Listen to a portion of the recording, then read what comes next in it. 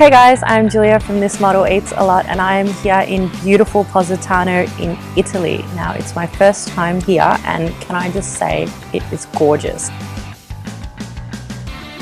Now I'm here at Le Sirenuse Hotel in the restaurant La Sponda. Now La Sponda is one Michelin star and it comprises very simple dishes with a Neapolitan twist. It's a set menu and one of the dishes is something that I haven't tried before and I'm a bit scared of, but we'll get through it together. So here we have the crab and tomato terrine. So the tomatoes are Roma tomatoes that have been marinated for 24 hours in extra virgin olive oil, salt and pepper. We've also got a carpaccio of zucchini on top, which you have zucchini flour, which is really pretty. The green sauce is parsley with a little bit of olive oil, it looks like.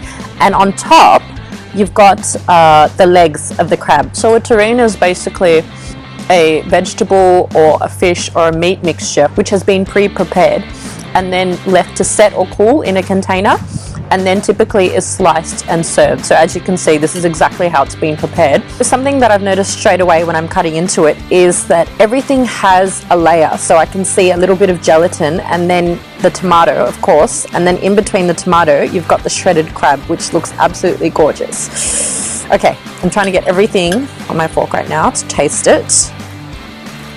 And I'm interested to see how the combination of zucchini and crab would be.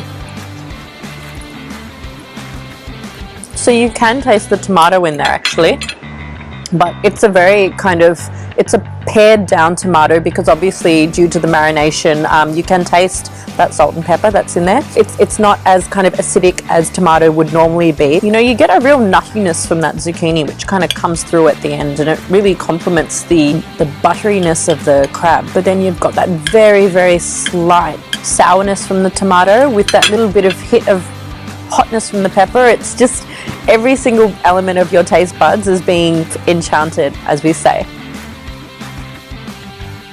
So this looks amazing. Here we have the spaghetti from Gragnano with sea urchins and green peppers. And there's also, as you can see, a little bit of sea foam on top, which is made from parsley. I just love the way this spaghetti has been placed. I mean, it's really hard to get spaghetti to do anything, so I don't know how they've managed to do that, but it must be magic. Shall we dig in?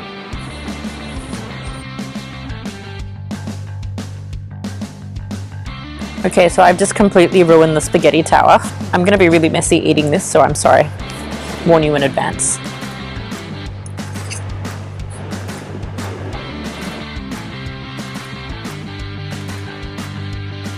It's very kind of sour, it's quite acidic. You can taste the sea in it, which is really interesting. That saltiness is very much present. Now that parsley sea foam makes a world of difference, and it's funny how the garnishes seem to add so much to dishes. It adds that little bit of lubrication which is needed for a dish like this, which is, you know, obviously quite dense. It's pasta, so. Sea urchin is actually the internal organs of the fish, a little bit like caviar. So if you're scared of sea urchin, this is a great way to kind of dive into it because it's kind of amidst everything, the spaghetti, the tomato, the pepper, and it's not so probably in your face as it would be if you were eating it by itself straight out of the fish. People do that.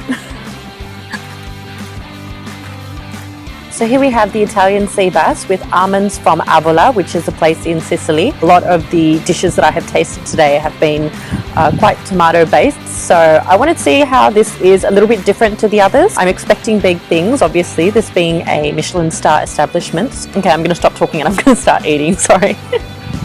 I have a lot to say.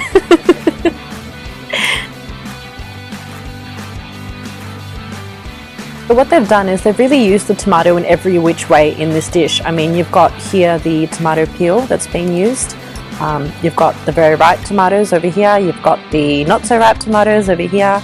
And then you've got the addition of the tomato juice. Because the tomato has been prepared in so many different ways, you're imparting different degrees of the same flavour.